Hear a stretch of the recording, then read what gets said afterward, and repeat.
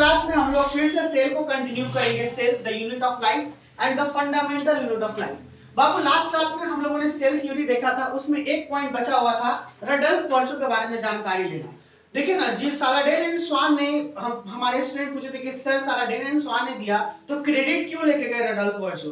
क्योंकि सालाडेन एंड स्वान का हाइपोथेसिस था, अनुमान था, उन्होंने ये क्लियर नहीं किया अपने हाइपोथेसिस को। It is not clearly tell to everyone, जो साइंटिस्ट थे या उन्होंने अपने बुक में पब्लिश नहीं किया कि सेल कैसे आता है, बट रडोल्फ वर्चू ने ये क्लियर किया था कि सेल का कैसे ओरिजिनेशन और सेल कहां से आता है। That's why the credit goes to the cell theory, credit goes to Rudolf Virchow. When मैं बताता हूं, देखिए Rudolf Virchow 1855 first explained that cell divide and new cells are formed from pre-existing cells. That's the important, क्योंकि इन्होंने बताया कि cell divide करता है और न्यू सेल कहां से आता है, तो ये प्री एग्जिस्टिंग सेल से आता है। और इसको एक वर्ड में बोला गया ओमनी सेलुलर और ई सेलुलर। इसका मतलब ये होता है कि pre existing cells comes from new cells comes from pre existing cell, यानी नया सेल जो आएगा वो पुराने सेल से आएगा। इसका मतलब हो गया, ये एग्जामिनेशन में एक नंबर में पूछता है आपको ऑब्जेक्टिव के तौर पे कि what is mean of omni cellular and E cellular. It's mean the all cells या new cells comes from pre existing cell, यानी कोई भी नए सेल होंगे वो प्री एग्जिस्टिंग सेल से होके आएगा या प्री एग्जिस्टिंग सेल से उसका ओरिजिनेशन होगा। कोई डाउट यहां तक नहीं? अब इसमें फिर आगे देखते हैं, we are study about the prokaryotic cell. Prokaryotic cell का मतलब, प्रो का मतलब मैंने लास्ट क्लास में बताया था, प्रो का मतलब होता है प्रिमिटिव, एंड कार्योन जो वर्ड है ये कार्योटिक वर्ड है। कार्योटिक वर्ड आया है कार्योन से, ठीक है, और कार्योन का मतलब होता है न्यूक्लियस। और इसके न्यूक्लियस कैसे होंगे भाई? न्यूक्लियस को तो हम लोग control centre of the cell बोलते हैं and the brain of the cell बोलते हैं। तो इसके न्यूक्लियस कैसे होंगे? विदाउट इन्वेलप, यानी the prokaryotic nucleus lack of nuclear membrane, यानी इसमें न्यूक्लियर मेम्ब्रेन नहीं होगा। क्या नहीं होगा? न्यूक्लियर मेम्ब्रेन नहीं होगा। इस बात में परेशानी नहीं होना चाहिए, नहीं ना? चलिए आगे आते हैं। बैक्टीरिया प्रोकार्योटिक सेल में आते क्या है? मोस्टली बैक्टीरिया आएंगे बाबू। ब्लू ग्रीन एल्गाई, ये भी बैक्टीरिया के जिसको बीजीए हम लोग बोलते हैं, एल्गाई के एक टाइप है और बैक्टीरिया का एक टाइप है ब्लू ग्रीन एल्गाई। फिर आता है माइकोप्लाज्मा। माइकोप्लाज्मा सबसे स्मॉलेस्ट होता है, जिसको हम लोग पीपीएलओ भी बोलते हैं, और PPLO stand for pleuropneumonia like organism. The world smallest organism found, that is a PPLO, world का, दुनिया का या इस अर्थ पर पाया जाने सबसे छोटा जीव क्या हो जाएगा? PPLO। कोई doubt? PPLO stand for pleuropneumonia like organism। एक number Babu. It is like जैसे माइकोप्लाज्मा टाइप होता है, कहां पे पाया जाता है? बहुत ही माइक्रोस्कोपिक होता है, ठीक है। देखते हो किसी चीज से, माइक्रोस्कोप से देखते हैं, माइक्रोस्कोपिक है तो माइक्रोस्कोप से देखते हैं। और देखिए जैसे PPLO, it is a pathogenic in nature, pleuropneumonia like organism, pneumonia के जैसे ऑर्गेनिज्म होता है। बोल, बहुत तरह के माइक्रोस्कोप होते हैं, किस प्रकार का? मतलब इलेक्ट्रॉन माइक्रोस्कोप से उसको हम लोग देख पाएंगे, जनरल माइक्रोस्कोप नहीं। अब जितने भी बहुत छोटे छोटे ऐसे चीज हो गए उसको हम लोग विदाउट इलेक्ट्रॉन माइक्रोस्कोप के नहीं देख पाएंगे, ठीक है। जैसे जो भी, क्योंकि इलेक्ट्रॉन माइक्रोस्कोप का हम लोग देखे थे अर्न्स्ट रस का और नॉल के द्वारा किया गया था, ठीक है, वहां पे जो जर्मनी की थी। तो इस बारे में उसके बाद से बहुत सारी चीजों का रिवोल्यूशन हुआ, यानी इस फील्ड में, बायोलॉजी और माइक्रोबायोलॉजी के फील्ड में। सर इसका साइज है 0.01 माइक्रोन है ना? 0.01 माइक्रोन के तरीके से ही होगा, ऐसा ही कुछ वही होगा, ऐसा ही कुछ होगा। नाउ इसके नेक्स्ट बात है सेल इन्वेलप, यानी जो सेल होता है प्रोकार्योटिक का, वो इन्वेलप यानी उसका कवरिंग होगा वो किस चीज का होगा? कंसिस्ट ग्लाइकोहेलिक्स, सेल वॉल और प्लाज्मा मेम्ब्रेन। ये तीन चीज से बना होता है। ग्लाइकोहेलिक्स भी किसी किसी में बोलेंगे, सेल वॉल भी बोलेंगे और प्लाज्मा मेम्ब्रेन भी बोलेंगे, ठीक है। ये तीन जो जेनेटिक मटेरियल होता है, ये वीवीआई है आपका, बहुत important. The genetic material is naked circular DNA, यानी इसका डीएनए जो होगा नेक्ड और सर्कुलर होगा, जिसको सी डीएनए भी हम लोग करके लिखते हैं, और not enclosed bye a nuclear envelope. जो इंपॉर्टेंट है, जो मैंने सबसे फर्स्ट टाइम ये बताया कि ये न्यूक्लियर इन्वेलप से इनक्लोज्ड नहीं होता है। कोई डाउट यहां तक? सर ये ग्लाइकोकैलिक्स क्या होता है? ग्लाइकोकैलिक्स ये पिगमेंटेड होते हैं जो खास करके सेल इन्वेलप में काम करते हैं। जैसे देखिए ग्लाइकोकैलिक्स एक बात है, तो ग्लाइको जो वर्ड है ये ग्लाइकोजेन से मिलके बना। हम लोग जानते हैं सेल वॉल और प्लाज्मा मेम्ब्रेन, तो सेल वॉल किसका कांस्टिट्यूएंट होता है? We know that cell wall, हाँ, ग्लूकोज का कांस्टिट्यूएंट होता है, ठीक है। ये सेल वॉल जो बनते हैं ये ग्लूकोज, जैसे कि हम लोग किसका, तुम क्या बोल रहे थे? हम ऊपर ब्लू एलगी को ब्लू एल्गी यहाँ Glycocalyx सेल वॉल पूछ रहा है। एक ग्लाइकोएलिक्स Cell wall। पूछ रहा है। हाँ विकास इज आस्किंग सर ग्लाइकोएलिक्स किस चीज से बना होता है? तो ग्लाइको जो वर्ड है ये खास करके ग्लाइकोजेन से रिलेटेड, ग्लूकोज से रिलेटेड होता है और जो भी सेल इन्वेलप होते हैं कुछ इसी के कंपोजिशन से बनते हैं आपको, ठीक है। तो इसका फंक्शन? इसका फंक्शन होगा प्रोटेक्टिंग करना। कोई भी सेल इन्वेलप या जो एपिडर्मिस जो ऊपर का लेयर होता है that protect the inside organelles, ठीक है, जो इनसाइड ऑर्गेनल्स को प्रोटेक्ट करना, प्लस परमिएबिलिटी को दिखाना, सेमी परमिएबल इम्परमिएबल बनना, प्लाज्मा मेम्ब्रेन का और सेल मेम्ब्रेन का और सेल वॉल का ही काम होता है।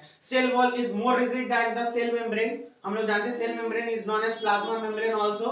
तो मोर रिजिडिटी होता है और मोर रिजिडिटी की वजह से ये थोड़ा ज्यादा, क्योंकि ये एक डिफिनिट शेप भी देता है, ठीक है। प्लांट्स में हम लोग देखते हैं कि सेल वॉल पाए जाते हैं। तो हम लोगों ने भी बीजीए देखा तो एल्गे का एक पार्ट है, तो algae is belong to the plants. इन प्लांट्स का सबसे जो सिंपलेस्ट बोला जाता है, क्योंकि एल्गे से ही हम लोग स्टार्ट करते हैं, जिसको थैलोफाइटा बोलते हैं। Yes, sir। प्लांट किंगडम में हम लोगों ने पढ़ा था थैलोफाइटा, ब्रायोफाइटा, टेरिडोफाइटा, जिम्नोस्पर्म और angiosperm. This is the division of the plant. तो सबसे पहले थैलोफाइटा में हम लोग एल्गे को ही पढ़े थे ना। Yes। हम लोगों ने इस चीज को पढ़ रखा है, तो ये चीज यहाँ से आया बन के आपका।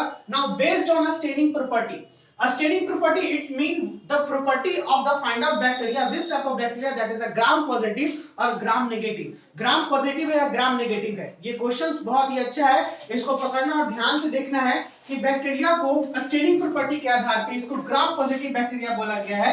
जिसे कहने का मतलब स्ट्रेप्टोकोकस, स्टेफिलोकोकस, बैसिलस, माइकोबैक्टीरियम और स्ट्रेप्टोमाइसिस।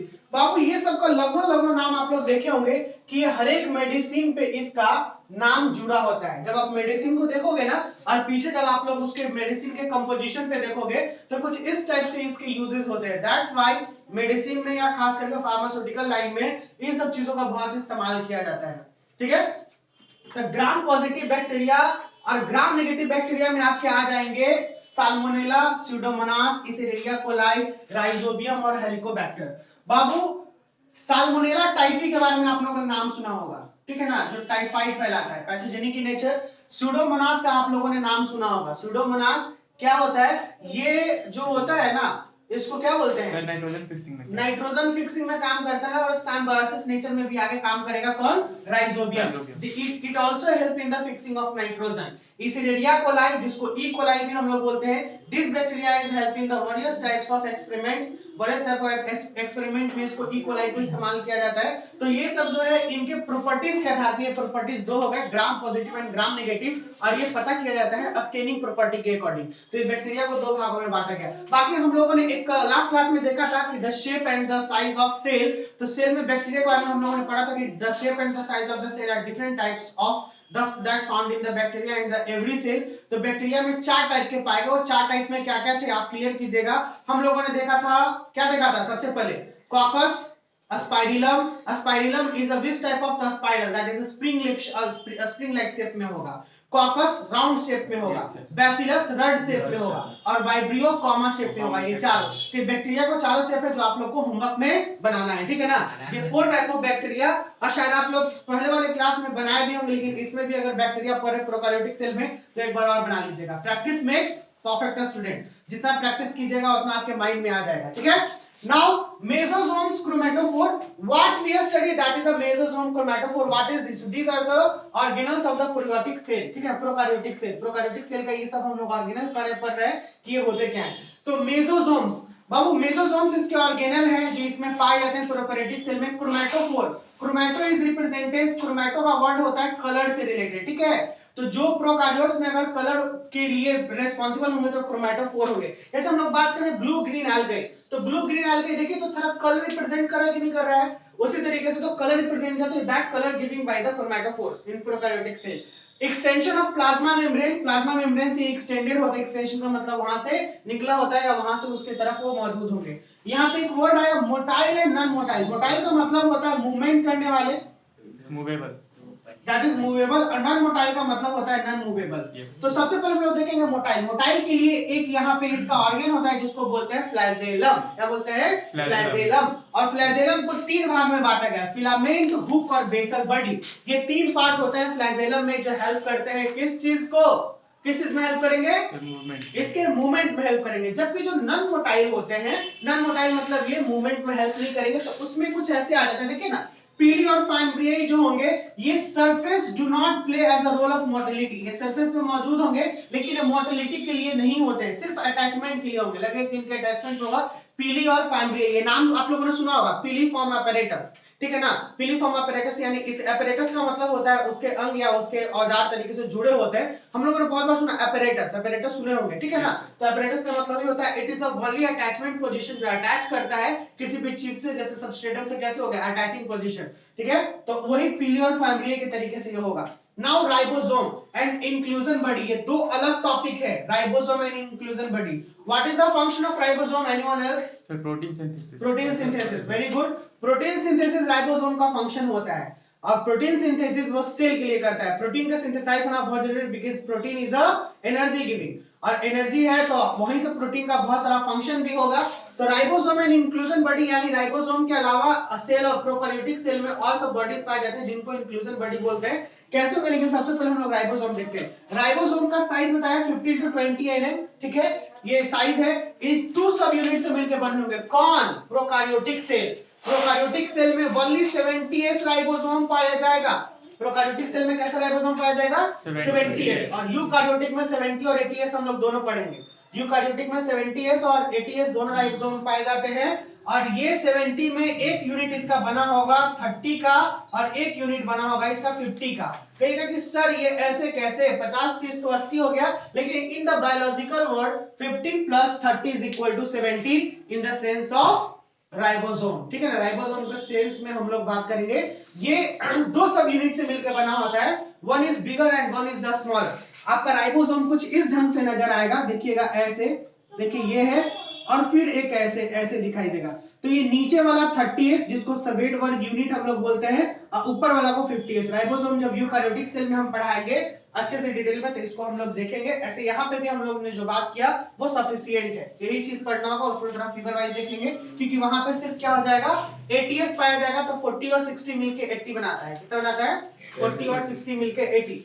तो यहाँ पे 50 और 30 मिलके together to form 70s, help in protein synthesis. Polysomes, polysomes कहने का मतलब पॉलीराइबोसोम्स कहने का मतलब क्या है? जब ये प्रोटीन सिंथेसिस करता है तो पॉलीजोम्स यानी ढेर सारे जोम्स, मेनी जोम्स, वही बोल दिया, तो पॉलीराइबोसोम्स मिलके बना दिया। तो पॉलीराइबोसोम्स जब मिलके बनाया तो यही एमआरएनए पे काम करता है। हम लोग जब क्लास 12th में आएंगे तो क्लास 12th में हम लोग का एक बहुत बेहतरीन टॉपिक है जेनेटिक्स, ठीक है। जेनेटिक्स एक कंप्लीट चैप्टर है, प्रिंसिपल न्यूट्रिएंट्स, उसके बाद कैसे क्या होता है, उसी में हम लोग इसके बारे में बहुत अच्छे से पढ़ेंगे कि ट्रांसफर, टीआरएनए, एमआरएनए और आरआरएनए का काम क्या-क्या होता है। कोई डाउट? यहां पर बोलो सर। ये एस क्या रिप्रेजेंट करता है सर? एस सेवेट वर्ग यूनिट रिप्रेजेंट करता है, यानी इसका यूनिट इकाई, यानी 30s और 50s यानी सेवेट वर्ग यूनिट। इसको ऐसे हम लोग लिखते हैं, सेवेट वर्ग यूनिट, यानी एस यूनिट इसी को बोलते हैं 50s, दैट इज सेवेट वर्ग यूनिट। आगे चले। इंक्लूजन बॉडी, यानी प्रोकैरियोट्स में कुछ बॉडी भी मौजूद होते हैं, उसके साथ साथ में छोटे मोटे मटेरियल्स मौजूद होते हैं, वो रिजर्व मटेरियल के रूप में होंगे। देखिए लिखा हुआ है, यानी उसमें रिजर्व मटेरियल के रूप में पाए जाते हैं फॉस्फेट ग्रैन्युल्स, गैनोफाइसिन, ग्लाइकोजेन ग्रैन्युल्स और gas vacuoles. These are the reserve material that is found in the inclusion body. What is the function of this material? This material it's only help in the various function like जैसे giving the energy, transportation of the some material towards the cell. जैसे cell को, जैसे यहाँ पे है हम लोग कैसे बात करते हैं कि हमारा ब्लड होता है, तो ब्लड बहुत सारे कंस्टिट्यूएंट को ले जाता है, oxygen as well as the food components, जो एनर्जी, जो फूड का एनर्जी होता है वो सारे सेल में पहुंचाने का काम किया। तो इंक्लूजन बॉडी कुछ रिजर्व मटेरियल, रिजर्व यानी रिजर्व तरीके से बचा हुआ हम लोग के पास रिजर्व है, और ये उसी समय में काम देगा जिस समय में उस सेल को क्या होगा, जरूरी होगा। क्या होगा? The cell, when the cell demand some energy, देखिए यहाँ पे ग्लाइकोजेन ग्रैन्युल्स काम करेगा, because we know that glycogen break into the glucose and glucose में तो ग्लूकोज क्या करता है, वो एनर्जी देने का काम करेगा वहां पे। उसी तरीके से हम लोग गैस वैक्यूल्स के बारे में बात करेंगे, तो गैस वैक्यूल्स का काम क्या होता है, तो इट एक्सटेंड टू द या it move towards throughout the cell, पूरे सेल में ये मूव करेगा। और हम लोग बहुत अच्छे तरीके से जानते हैं वैक्यूल, अमीबा में वैक्यूल का काम क्या था, तो वैक्यूल फूड को पकड़ता था और फूड को फील्ड ले जाने का काम करता था, दोनों चीज। तो वो आखिर काम किया ना, ट्रांसपोर्टेशन ऑफ द समथिंग। तो पूरे सेल में जब इस तरीके से काम करेगा तो ये आपका कुछ रिजर्व मटेरियल जो होते हैं वो हेल्प करते हैं। फॉस्फेट ग्रेनुल्स, तो फॉस्फेट ही वर्ड है किस चीज के लिए, इनऑर्गेनिक फॉस्फेट से जुड़ा हुआ है, एनर्जी से रिलेटेड है, ठीक है। तो these are the some works of this inclusion bodies. So आज का क्लास हम लोग यहीं पे रोकेंगे student. Cell the unit of life, prokaryotic से लिंक आपको फिगर बना के लाना है और दिखाना है। Any doubt? क्लियर?